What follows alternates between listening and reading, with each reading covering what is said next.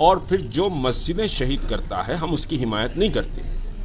MIM को मैंने कहा कि ये RSS और बीजेपी की पिच पे खेल रहे हैं, बहुत क्लैरिटी के साथ कह रहा हूँ मैं। और अभी जो बात PCC के प्रेसिडेंट ने कही, मैं तो हल्फिया कह सकता हूँ कि इनके घर कई RSS के लोग आते हैं, दावतें उड़ाते हैं, खाते हैं। उस अब आज की बात नहीं है, ये ज़माने दराज से चल रहा है जब से बीजेपी आई। गोशा महल के ताल्लुक से एक बात मैं क्लैरिटी के साथ कह दूं, वहाँ अगर BRS भी ताकतवर है, अगर राजा सिंह को हराने के मौक़िफ़ में है, तो तहरीक मुस्लिम शब्बान गोशा महल में BRS की हिमायत करेगी, क्योंकि हमारा नुक्ते नज़र शाती में रसूल राजा सिंह को हराना है। लेकिन BRS भारतीय जनता पार्टी और RSS की पिच पर खेल रही है, तो मुसलमान को BRS को वोट देने से पहले, और जो मुसलमान BRS को वोट देने की बात कर रहे हैं मजहबी लिबादों में, उन पर 100 बार सोचना चाहिए कि ये मस्जिदों को गिराए हैं, मस्जिदों को उस मकाम पर नहीं बनाए, मस्जिद हाशमी वो मकाम पर नहीं है, और फिर ये भारतीय जनता पार्टी की पिच पर खेल रहे हैं। इस वजह से हम इस BRS के खिलाफ कांग्रेस की रियासत में तायीद कर रहे हैं। अब ये कांग्रेस को हम एक नई कांग्रेस के रूप में समझ रहे हैं, क्योंकि कांग्रेस का जो सरबरा इस वक्त जो मेन लीडर है राहुल गांधी RSS और RSS की आइडियोलॉजी से लड़ने की बात कर रहा है। तो इस वजह से हम इस कांग्रेस को नई कांग्रेस और एक सेकुलर कांग्रेस समझते हैं। BRS एक communal organisation, communal political party हम समझते हैं।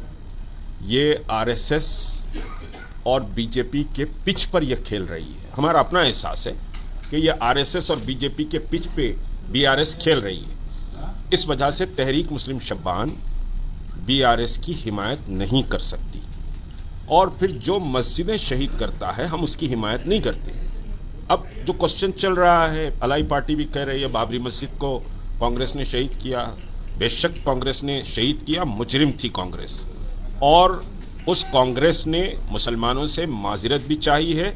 और अब ये कांग्रेस को हम एक नई कांग्रेस के रूप में समझ रहे हैं, क्योंकि कांग्रेस का जो सरबरा इस वक्त जो मेन लीडर है राहुल गांधी RSS और RSS की आइडियोलॉजी से लड़ने की बात कर रहा है।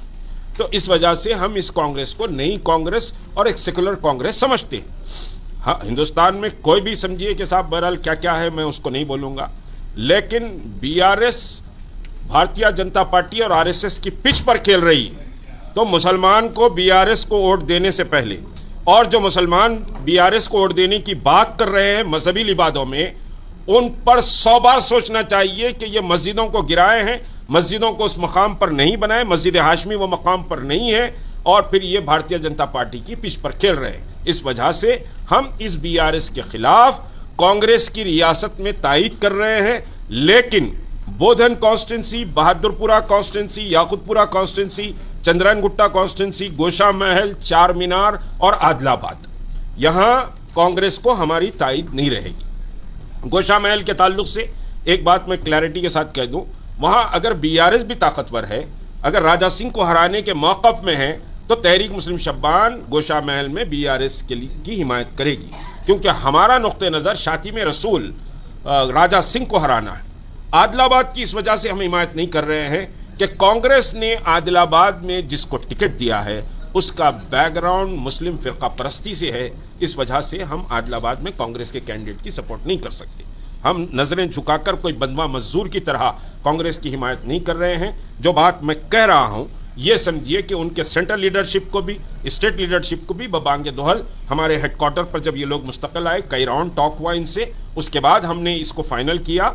तो ये बात हम उनकी भी नोटिस में ला दिए हैं। हम कोई यहाँ बैठकर ऐलान नहीं कर रहे, उनसे मुसलमानों के मसाइल पर तफसीली गुफ्तगू हुई है और हमारे रिजर्वेशन को भी हमने सामने रखा है। उसके बाद कांग्रेस की हम हिमायत कर रहे हैं। मुसलमान अक्सर समझिए कि ज़्यादा से ज़्यादा तादाद में, बल्कि 80 to 90% मुस्लिम वोट समझिए कि कांग्रेस के फेवर में टर्न आउट होना चाहिए। शुक्रिया। ताल्लुक़ है MIM को मैंने कहा कि ये RSS और बीजेपी की पिच पे खेल रहे हैं, बहुत क्लैरिटी के साथ कह रहा हूँ।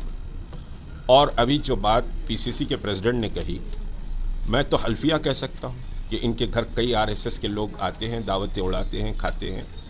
उस अब आज की बात नहीं है, ये ज़माने दराज से चल रहा है जब से बीजेपी आई। मैंने इब्राहिम सुलेमान सेठ को देखा जो All India Muslim League, National Indian Union Muslim League के प्रेसिडेंट थे। मैंने बनातवाला को भी देखा है उनके साथ भी सफ़र किया है, वो पूरी ज़िंदगी लगा दिए, लेकिन दिल्ली में ना अपना घर खरीद सके ना कार खरीद सके। हाँ, और नेशनल लेवल पर मीडिया, जो भी उस वक्त मीडिया था, उतना समझिए कि अहमियत ना बनात वाला को मिली ना इब्राहिम सुलेमान सेठ को मिली। लेकिन 14 के बाद ये बुजुर्ग ऐसा निकले फुलझड़ी के जैसा, ऊपर निकल के पटाखा बने, अब वो फिर बैलिस्टिक मिसाइल बने, आयरन डोम उसको फोड़ देगा। शुक्रिया।